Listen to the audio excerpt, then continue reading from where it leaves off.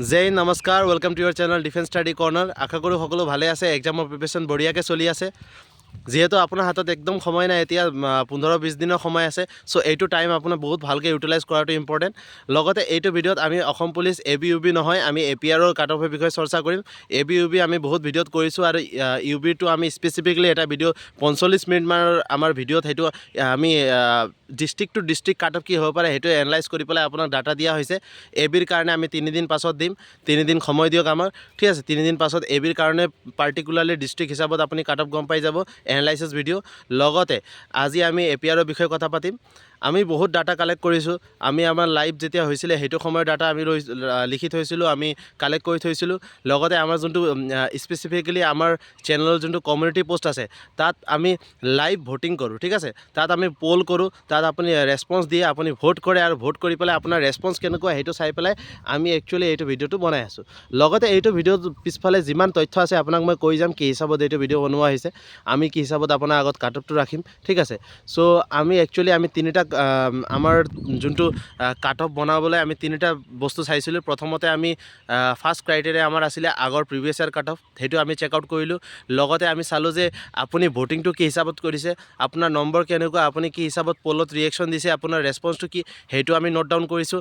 লগতে আমি যিমানবাৰ লাইভ যাওঁ সেইটোৰ সময়ত আমি বহুতবাৰ সোধোঁ যে আপুনি নম্বৰ কিমান পাইছে, কোনটো ডিষ্ট্ৰিক্টৰ পৰা আপুনি, ঠিক আছে, কি পোষ্টত এপ্লাই কৰিছে সেইটো আমি নোট কৰি থৈছিলোঁ। লগতে এই তিনিটা যোনটো ক্ৰাইটেৰিয়া ফুলফিল হোৱাৰ পিছত আমি এনালাইচিছ ভিডিঅ'টো বনাই আছোঁ, ঠিক আছে। চ' বেক এণ্ডত বহুত ৰিচাৰ্চ চলে, সেইটো হিচাপত আপুনি ডাটাটো পায় ভিডিঅ'ৰ মাধ্যম দি, ঠিক আছে। এনেকুৱা নহয় যে এনেই ধোৱা ভিডিঅ' বনোৱা যায় বা এনেই আপোনাৰ আগত কৈ দিয়া যায়, তেনেকুৱা কেতিয়াও নহয়। আমি বহুত দিন আগত কৈছিলোঁ যে ড্ৰাইভাৰৰ আপোনাৰ কাট অফ মাৰ্কছ 24ৰ পৰা ওপৰতে থাকিব, 26ৰ পৰা 26ৰ পৰা ওপৰতে থাকিব আৰু 32ৰ পৰা ল' থাকিব, সেইটো কৈছিলোঁ।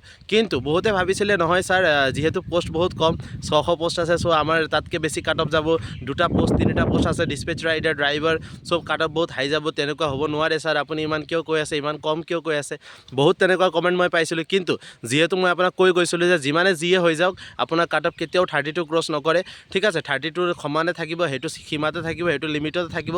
আৰু একচুৱেলি তেনেকুৱাই হৈছে, মই যি কৈছিলোঁ সেইটোৱে কাট অফ আহিছে। মই আপোনাৰ কাট অফ অহাৰ পিছত মই এনালাইচিছ ভিডিঅ' আকৌ আপোনাক দিলোঁ যে মই কি হিচাপত আপোনাৰ লগত কথা পাতিছিলোঁ আৰু কি হিচাপত আপোনাৰ কাট অফ আহিছে। সেইকাৰণে মই যি আপোনাৰ আগত ভিডিঅ' দিওঁ সেইটো উইথ ফুল এনালাইচিছ ভিডিঅ' হয়, ঠিক আছে। সেইকাৰণে আমি এইটো ভিডিঅ'ত আজি কথা পাতিম যে APRৰ কাট অফটো কি হিচাপত হ'ব। প্ৰথমতে আমি সকলোৱে গম পাওঁ যে APR দুবাৰ আপোনাৰ এপ্লাই হৈছিলে, কাৰেক্ট, দুবাৰ এপ্লাই হৈছিলে। প্ৰথমবাৰ যেতিয়া এপ্লাই হ'ল আপুনি এপ্লাই কৰিলে, তাৰপিছত আকৌ এপ্লাই আহিলে, আপুনি আকৌ এপ্লাই কৰিলে। কিন্তু এতিয়া যেতিয়া আপুনি ৰিটাৰ্ণ দিব, সেইটো ৰিটাৰ্ণ অনলি ফৰ অকলে এটাই এক্সাম হ'ব, তাত 2টা পোষ্ট একেলগে এগ্ৰিগেট কৰি দিয়া যাব, মাৰ্চ কৰি দিয়া যাব, তাৰপিছত আপোনাৰ এক্সাম এটাই এক্সাম হ'ব, সেইটো ক্লিয়াৰ হৈ গ'ল। CWT মানে কম্বাইন ৰিটেন টেষ্ট আপোনাৰ এটাই হ'ব APRৰ কাৰণে, অ'কে। চ' এতিয়া আপোনাৰ ডাউট আছিলে যে ছাৰ, য়েছ, ছেকেণ্ড নম্বৰ ডাউট যে যদি APRৰ কাৰণে কোৱালিফিকেশ্যনটো কি ছাৰ, আমি ৰিজেক্ট হৈ যাম নেকি ডিবিত। চ' সেইটো আপোনাৰ ডাউটটো মই ক্লিয়াৰ কৰি দিম। APRৰ কাৰণে কোৱালিফিকেশ্যন আপোনাৰ PCM হ'ব লাগে, ফিজিক্স কেমেষ্ট্ৰি মেথছ হ'ব লাগে, আৰু তাত আপুনি মিনিমাম মাৰ্ক হ'ব লাগে যে আপুনি পাছ হোৱা দেখাব লাগে, মানে আপুনি পাছ হ'ব লাগে ছাবজেক্টত, আৰু মিনিমাম 33% আপোনাৰ মাৰ্ক হ'ব লাগে, ঠিক আছে। যদি এইটো ক্ৰাইটেৰিয়া আপুনি ফুলফিল কৰিছে তেনেহ'লে একো টেনশ্যন নাই, আপুনি এলিজিবল। কিন্তু যেতিয়া আপোনাৰ ৰিটাৰ্ণ ফিজিকেলৰ ৰিজাল্ট আহিব, যেতিয়া আপোনাৰ লিংকটো এক্টিভ হ'ব SLPRB অফিচিয়েল ৱেবছাইটত, আপুনি যেতিয়া এডমিট কাৰ্ড ডাউনলোড কৰিব পাৰিব, যদি এডমিট কাৰ্ড ডাউনলোড হৈ যায় আপুনি গম পায়ে যাব যে you are eligible for the post, same post, right. So' APRৰ 3টা পোষ্ট আছে, আপোনাৰ সকলোৱে গম পায়, ঠিক আছে। অপাৰেটাৰ, ৱায়াৰলেছ টেকনিচিয়ান আৰু চাইফাৰ। চ' আপুনি কোনটো পোষ্টৰ কাৰণে এলিজিবল সেইটো পাছত আপুনি গম পাব, অ'কে। চ' এতিয়াৰ কাৰণে আপোনাৰ মেইন যোনটো টেনশ্যন আছিলে যে আপোনাৰ কাট অফ কিমান হ'ব পাৰে। চ' একৰ্ডিং টু আৰ এনালাইচিছ, ঠিক আছে, যিহেতু কাট অফ আপোনাৰ ষ্টেট ৱাইজ যাব, যিমান আমি এতিয়ালৈকে গম পাইছোঁ, কাৰণ যিমান আমি এডভাৰটাইজমেণ্ট চালোঁ, কোনো এডভাৰটাইজমেণ্টত এইটো উল্লেখ কৰা নাই যে এইটো ডিষ্ট্ৰিক্টত ইমান পষ্ট, এইটো ডিষ্ট্ৰিক্টত ইমান পষ্ট। কিন্তু যেতিয়া আমি আগত এক্সাম দিছিলোঁ, আমাৰ কাট অফ মাৰিছিলে ডিষ্ট্ৰিক্ট ৱাইজ। কাৰণটো কি, আমাৰ যেতিয়া এডভাৰটাইজমেণ্ট আহিছিলে সেইটো এডভাৰটাইজমেণ্ট সময়ত আমাক এইটো কোৱা হৈছিলে যে আমাৰ ডিষ্ট্ৰিক্টত ইমান পষ্ট আছে, এইটো ডিষ্ট্ৰিক্টত ইমান পষ্ট আছে, বা এইটো ডিষ্ট্ৰিক্টত ইমান পষ্ট আছে। চ' ডিষ্ট্ৰিক্ট ৱাইজ পষ্টটো এল'কেট কৰি দিয়া হৈছিলে, কিন্তু এইবাৰ সেইটো হোৱা নাই, যিহেতু আপোনাৰ কাট অফটো ষ্টেট ৱাইজ আহিব পাৰে। যেতিয়া কাট অফটো ষ্টেট ৱাইজ আহিব 100% কাট অফটো কমিব, কাট অফটো হাই নাযায়। কাৰণ কোনোবা ডিষ্ট্ৰিক্টত যদি 27 পাইছে এভাৰেজ, ঠিক আছে, কোনোবা ডিষ্ট্ৰিক্টত 32 থাকিব এভাৰেজ, কোনোবা ডিষ্ট্ৰিক্টত 30 থাকিব এভাৰেজ, কোনোবা ডিষ্ট্ৰিক্টত তেনেকুৱা ডিষ্ট্ৰিক্ট কোনোবা থাকিব যোনটো 33 থাকিব এভাৰেজ, কোনোবা ডিষ্ট্ৰিক্টত 24 থাকিব এভাৰেজ, হয়নে?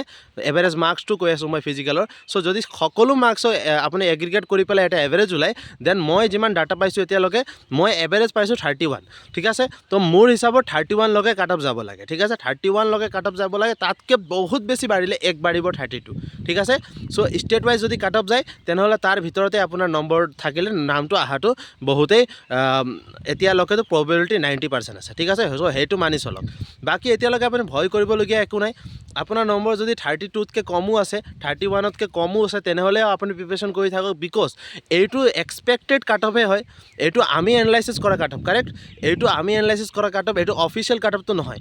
চ' যেতিয়ালৈকে অফিচিয়েলি কাট অফ নাহে, যেতিয়ালৈকে এডমিট নাহে, তেতিয়ালৈকে আপুনি আশা নেৰিব, ঠিক আছে? মই যোনটো এনালাইচিছ কৰিলোঁ মই সেইটো ভিডিঅ'ৰ মাধ্যমেদি আপোনাৰ আগত আগবঢ়ালোঁ। কিন্তু যেতিয়ালৈকে আপুনি এইটো গম নাপায় যে অফিচিয়েলি কোনটো কাট অফ আহিছে, তেতিয়ালৈকে আপুনি ডিম'টিভেট হৈ পেলাই ছাৰে ইমান কৰি দিলে চ' মই গিভ আপ কৰি দিম, মই এতিয়া প্ৰেক্টিছ নকৰোঁ, মই ৰিটাৰ্ণৰ কাৰণে নপঢ়োঁ, সেইটো কৰিব নালাগে। ৰিটাৰ্ণৰ কাৰণে পঢ়ি থাকক, স্পেচিয়েলি ৰিটাৰ্ণৰ কাৰণে এনেকৈ পঢ়িব যে এইবাৰে আপোনাৰ এক্সামটো ক্ৰেক হৈ যায় যদি নাম আহি যায়, ঠিক আছে? মোৰ তৰফৰ পৰা উইচ আছে যে নামটো আপোনাৰ আহক, এক্সামটো ভাল হওক, ৰিটাৰ্ণ এক্সামটো ভাল হওক, তেতিয়া আকৌ সকলোকে লগ পাম।